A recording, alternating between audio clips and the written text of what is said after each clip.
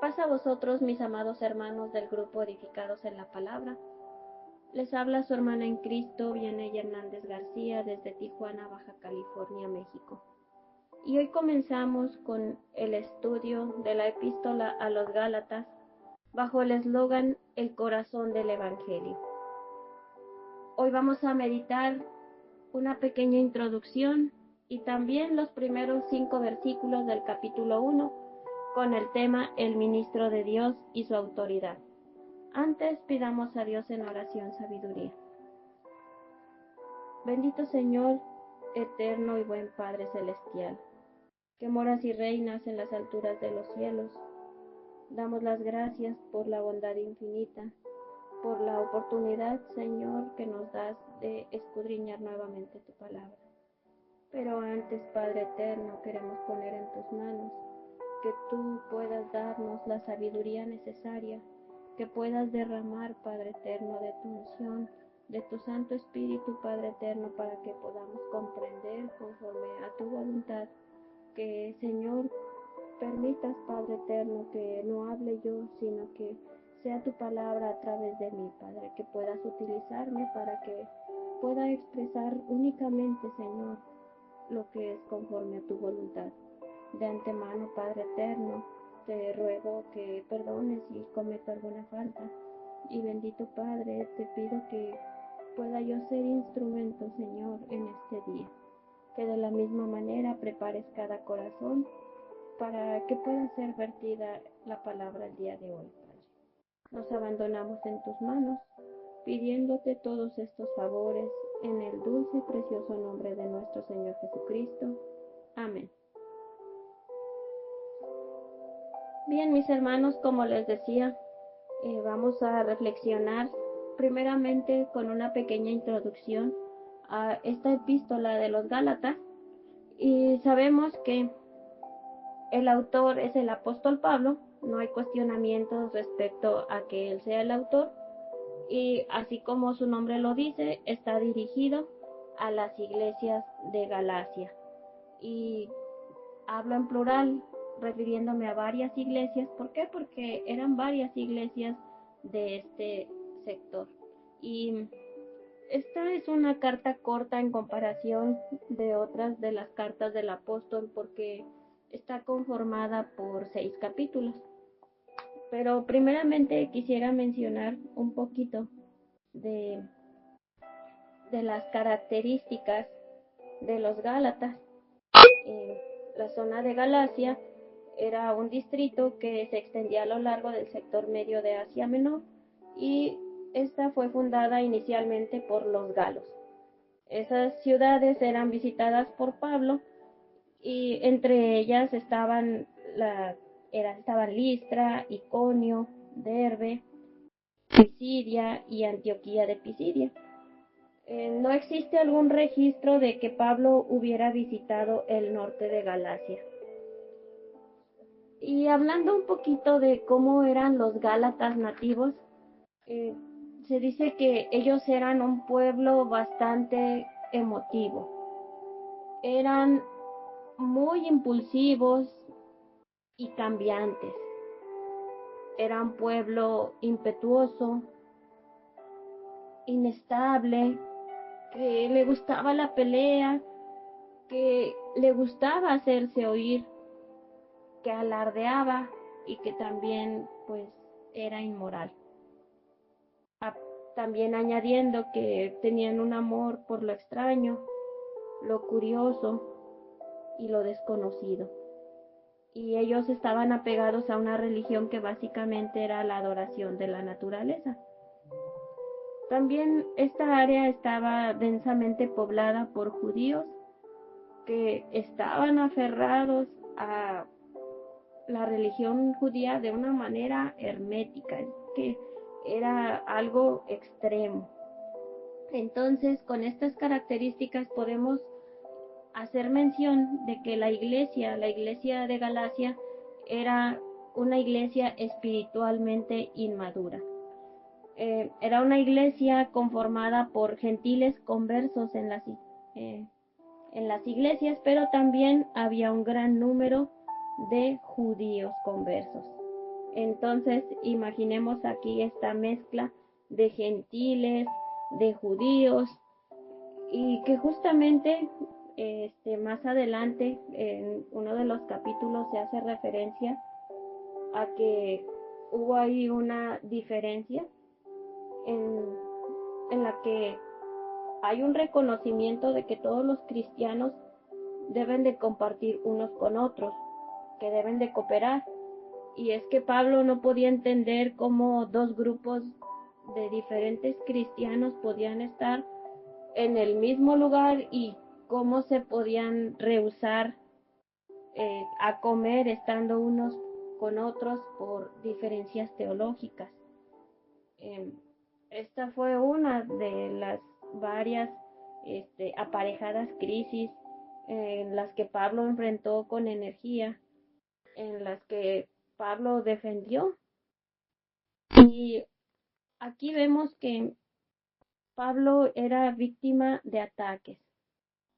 ¿Y de quién por quién estaba siendo atacado? Pues estaba siendo atacado por algunos falsos maestros que que profesaban a cristianos judíos llamados judaizantes y que estaban enseñando que una persona era salva por parte de la fe y también por parte de las obras. Estaban enseñando que una persona crecía en Cristo en parte por la fe, pero también sumándole su propio esfuerzo.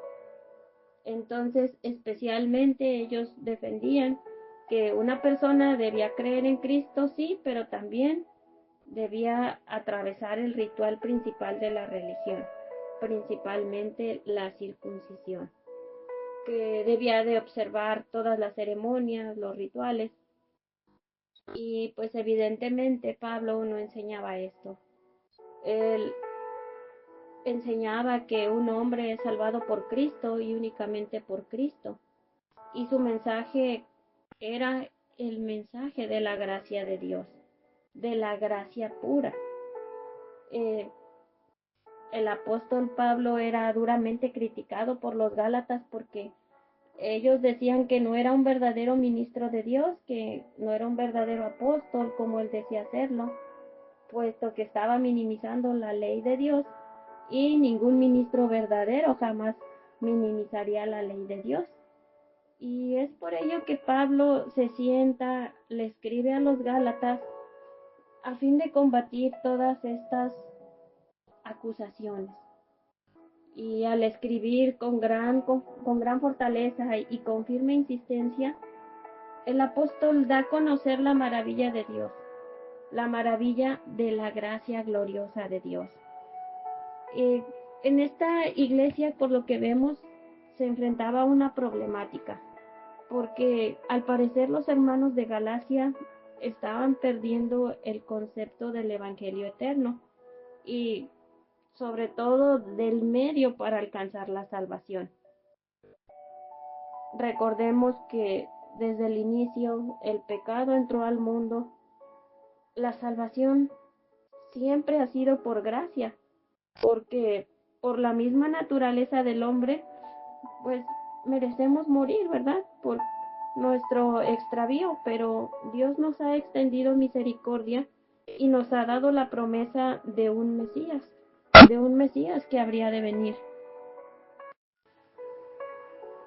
Esta carta ha sido una carta que se ha interpretado de diferentes maneras y es importante que resaltemos que aquí se menciona mucho la palabra ley y al hacer referencia a ley se hace referencia a los 5 libros del Antiguo Testamento: Génesis, Éxodo, Levítico, Números, Deuteronomio. También se hace referencia a los mandamientos escritos por el dedo de Dios y aquellos escritos de Moisés, que por lo menos son 613 leyes, hablando de leyes tanto rituales, ceremoniales, leyes como la circuncisión, algunas normas de purificación, normas civiles e incluso normas morales. Y así como ya lo mencionamos hace un momento, había judíos israelitas que consideraban, ellos pensaban y tenían esa idea de que era obligatorio seguir todas esas normas porque habían sido descritas por el siervo de Dios Moisés, y que al final pues eso era lo que los hacía diferente al pueblo de Dios con las demás naciones. Es decir, había un legalismo extremo. Pues por decir con algunas palabras pudiéramos decir que decían, primero conviértete al judaísmo y luego ya podrás ser cristiano. Sabemos que Pablo, él también se crió con ese mismo concepto, pero él al tener un encuentro con Jesucristo, descubre y entiende que todos esos símbolos, todas esas reglamentaciones apuntan hacia Cristo, y que el problema es que muchas veces no se diferencia correctamente esas leyes, y este fue el caso de los Gálatas.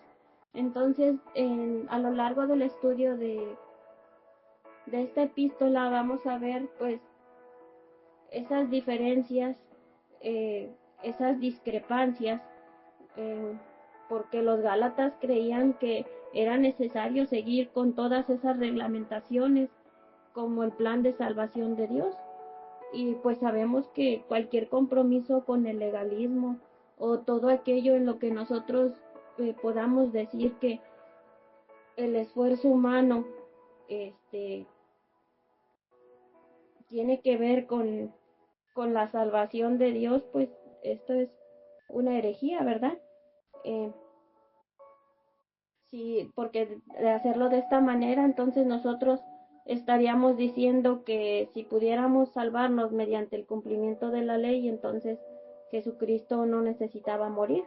Entonces el tratar de salvarnos a nosotros mismos anula la gracia. Eh, con el estudio de estas próximas reflexiones, nosotros vamos a estudiar a la luz de la palabra todas estas controversias, y también meditaremos cuál es la perspectiva de la Iglesia de Dios Séptimo Día, eh, reconociendo que la justificación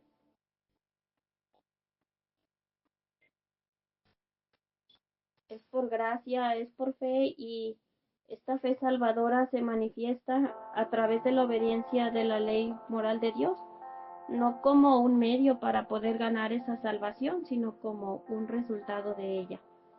Y sobre todo, el recordar que la vida del creyente en Cristo se vive día a día, se vive momento a momento, se vive por medio y a través de la fe, porque Jesús dijo que seríamos conocidos por nuestros frutos, y el fruto de nuestras vidas pues es aquella evidencia de la fe que debe haber en todos nosotros.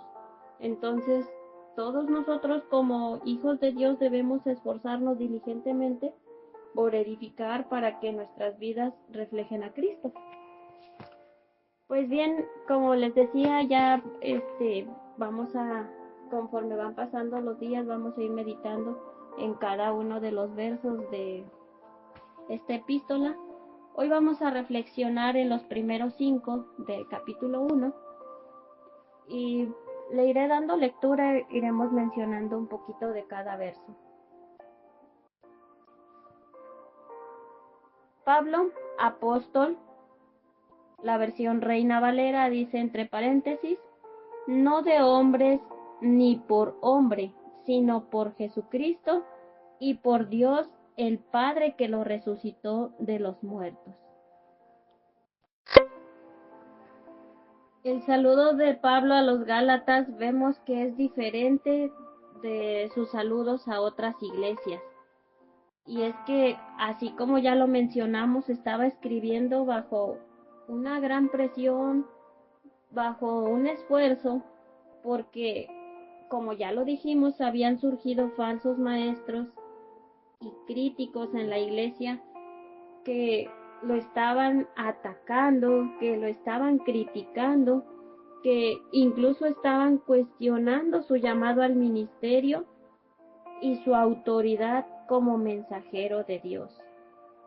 Algunos estaban cuestionando incluso el evangelio mismo, y por lo que aquí podemos ver esa falta del habitual afecto que había expresado hacia las iglesias, hacia los hermanos, porque desde el primer momento aquí, desde este primer verso, su escritura es abrupta. Se dirige a las iglesias de Gálata con palabras que van directo al grano.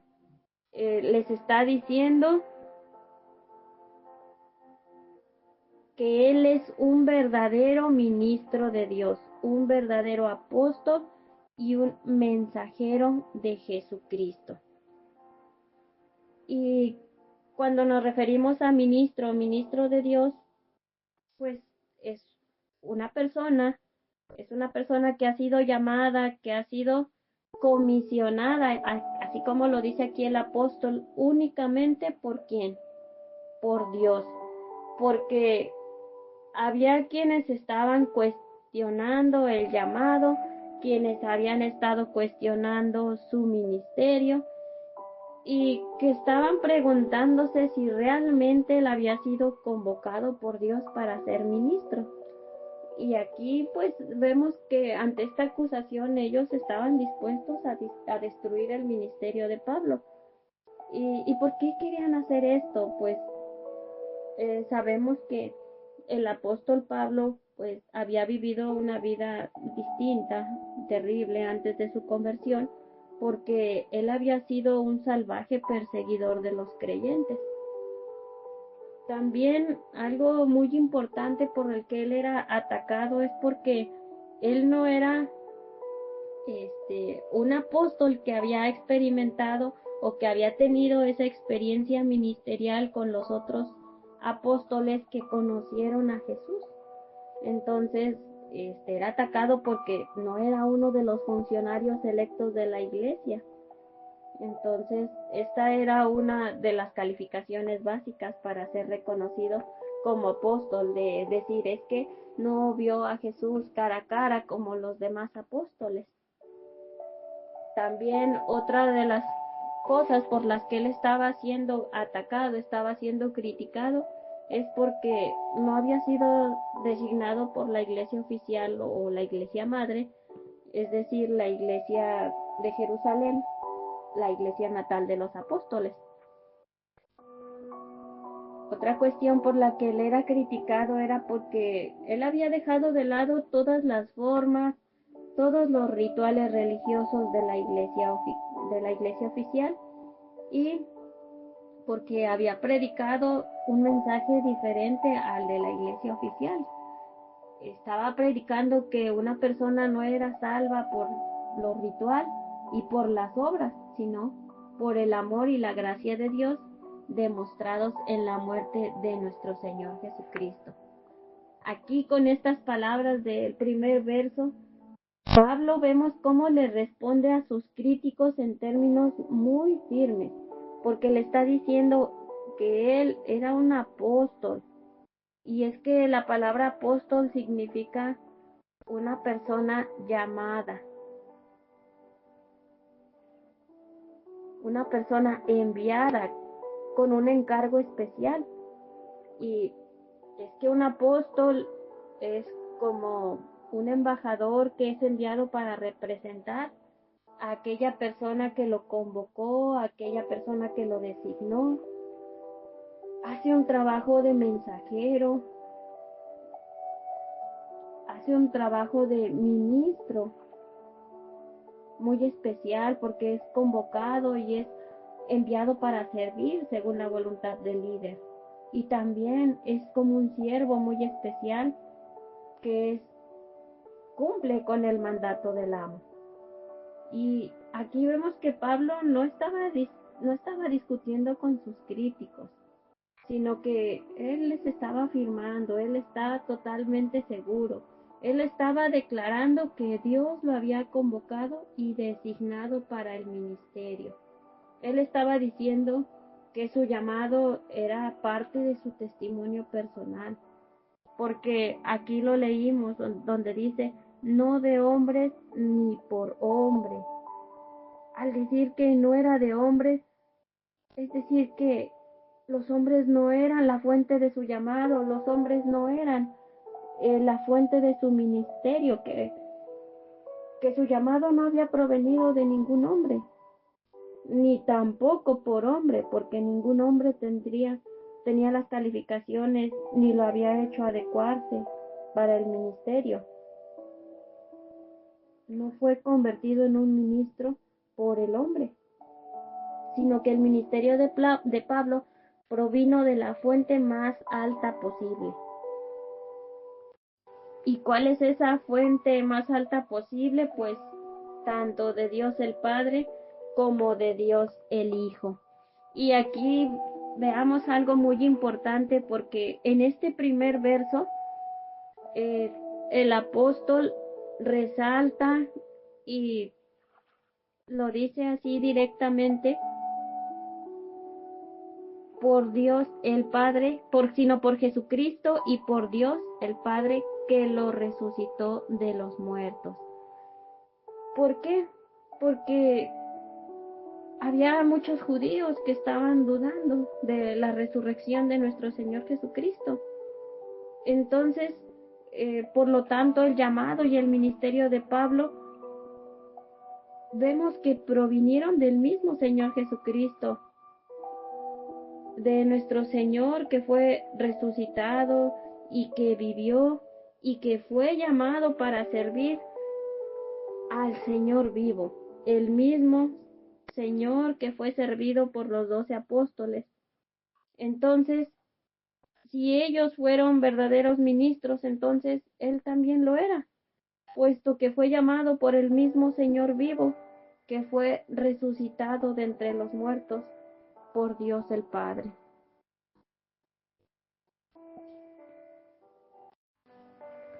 Y aquí es importante que mencionemos que las críticas con frecuencia a veces surgen y causan problemas a aquellos ministros, a los ministros de Dios.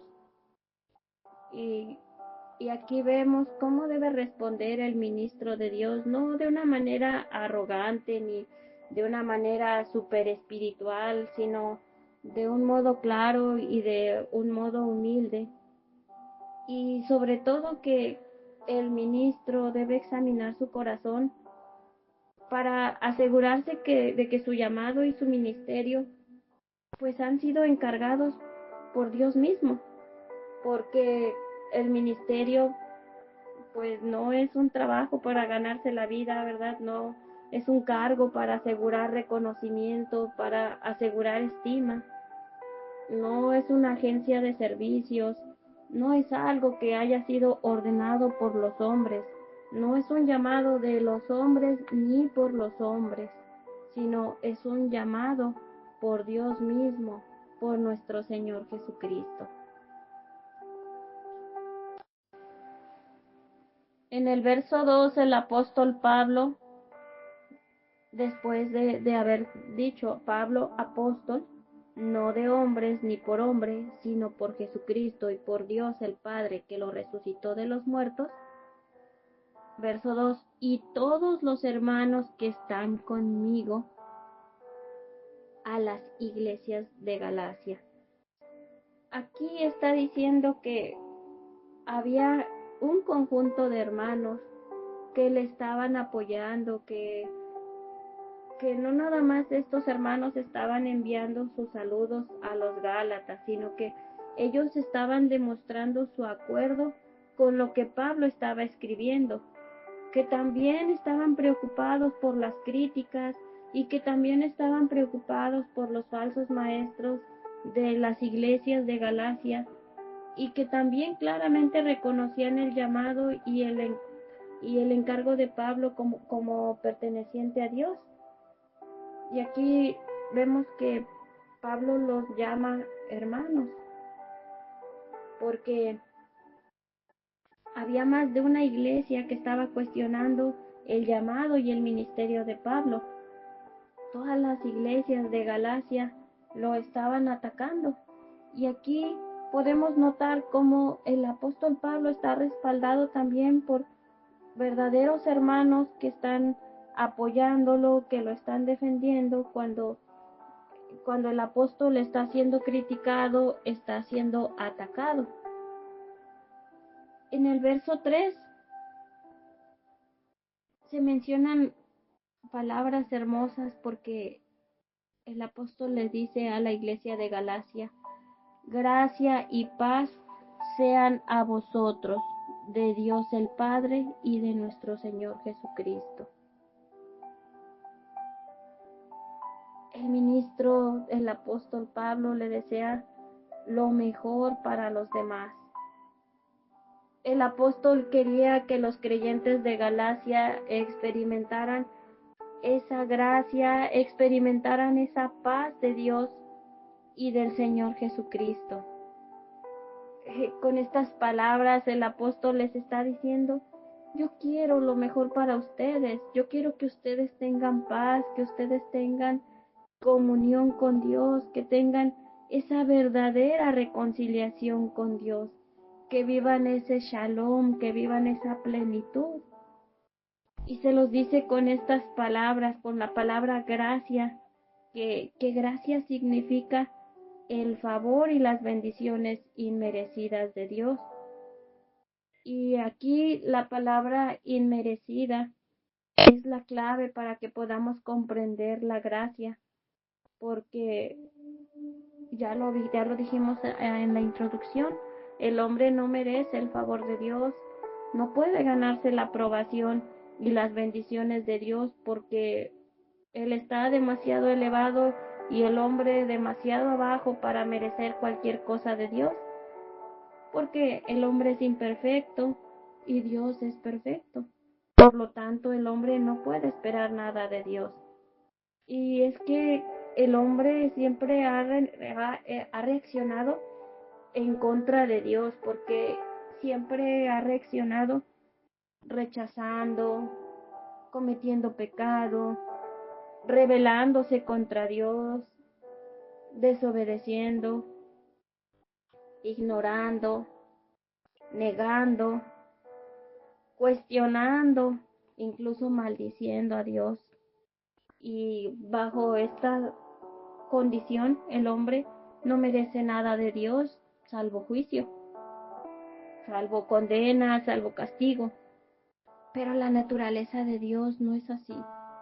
No es una naturaleza pecaminosa como la del ser humano, porque la naturaleza de Dios es un Dios de amor. Un amor perfecto, un amor absoluto. Por lo tanto, Dios hace posible que el hombre experimente su gracia. En particular, el favor y la bendición de la salvación que está en su Hijo Jesucristo.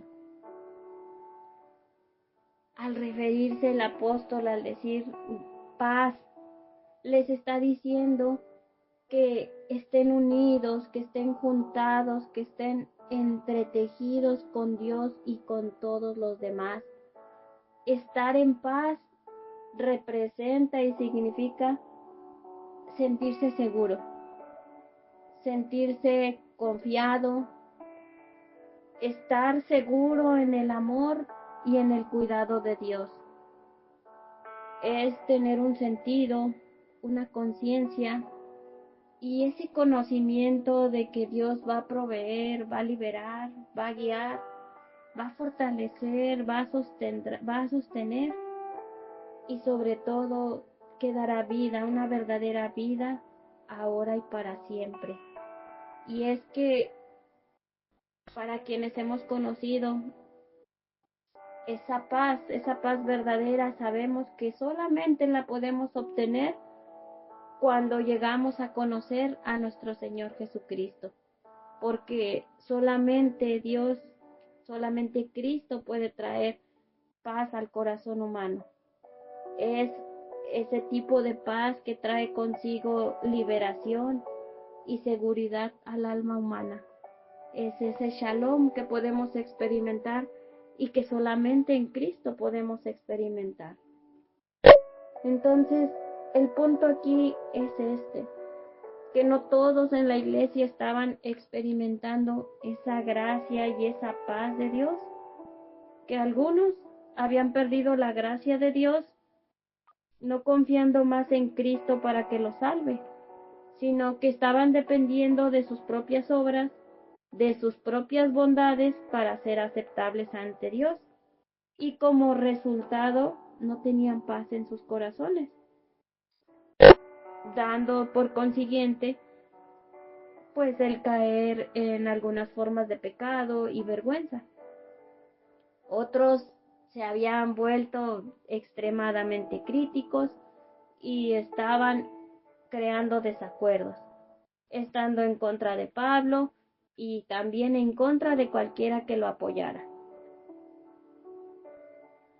Pero con estas palabras que el apóstol les escribe, notemos cómo Pablo ansiaba lo mejor para las iglesias de Galacia, incluso para aquellos falsos maestros, para aquellos críticos, porque con esta carta vemos que él quería que todos experimentaran esa gracia de Dios, llegando a conocer a Jesucristo como su Salvador y su Señor, como su único y suficiente Salvador. Que experimentaran la paz de Dios mientras caminaban por la vida, enfrentando todas las luchas, todas las pruebas. En el verso 4 dice así: el cual se dio a sí mismo por nuestros pecados, haciendo referencia a nuestro Señor Jesucristo, que es la última parte del verso 3, que dice: y de nuestro Señor Jesucristo, el cual se dio a sí mismo por nuestros pecados para librarnos del presente siglo malo, conforme a la voluntad de nuestro Dios y Padre. El ministro de Dios, un ministro como lo vimos hace rato, proclama la obra de Cristo. Y es que en este verso 4, es un resumen precioso del Evangelio, porque esto es de la obra de nuestro Señor Jesucristo. Aquí está diciendo: el cual se dio a sí mismo por nuestros pecados. Y que está recordando que Cristo murió como nuestro sustituto, que Él tomó el lugar que nosotros debíamos de tener como pecadores ante Dios. Aquí le dice: el cual se dio a sí mismo por nuestros pecados. La palabra por hace referencia a en lugar de, en cambio de, como sustituto nuestro, a favor de nuestros pecados. Y al decir la frase se dio a sí mismo, significa que se sacrificó por nosotros, que dio su vida por la vida del pecador, que Él se ofreció ante Dios como el sacrificio por nuestros pecados, que se ofreció como ofrenda de pecado, que Él aceptó el juicio y la condenación por cada uno de nosotros, y que soportó el castigo de la justicia de Dios contra el pecado por nosotros. Y haciendo referencia a todos, por todos nuestros pecados. Él ya pagó, nuestro Señor Jesucristo. Se entregó a sí mismo por todos nuestros pecados. Y en la segunda parte tan hermosa que nos recuerda que Cristo se dio a sí mismo por nuestros pecados para librarnos del presente siglo malo.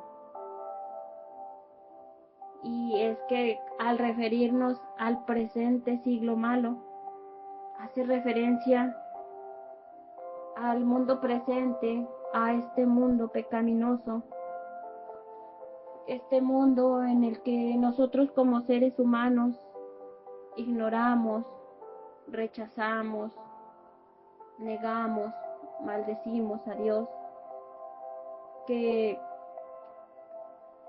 este mundo de pecado que agita, que motiva la impiedad, la falta de justicia, todas las formas de inmoralidad, de maldad, de codicia, de envidia, asesinato, teniendo rivalidad los unos con los otros, engañándonos los unos a los otros, teniendo mala voluntad, con tantos actos de crueldad hacia los otros, hacia los demás, hacia todo lo que nos rodea,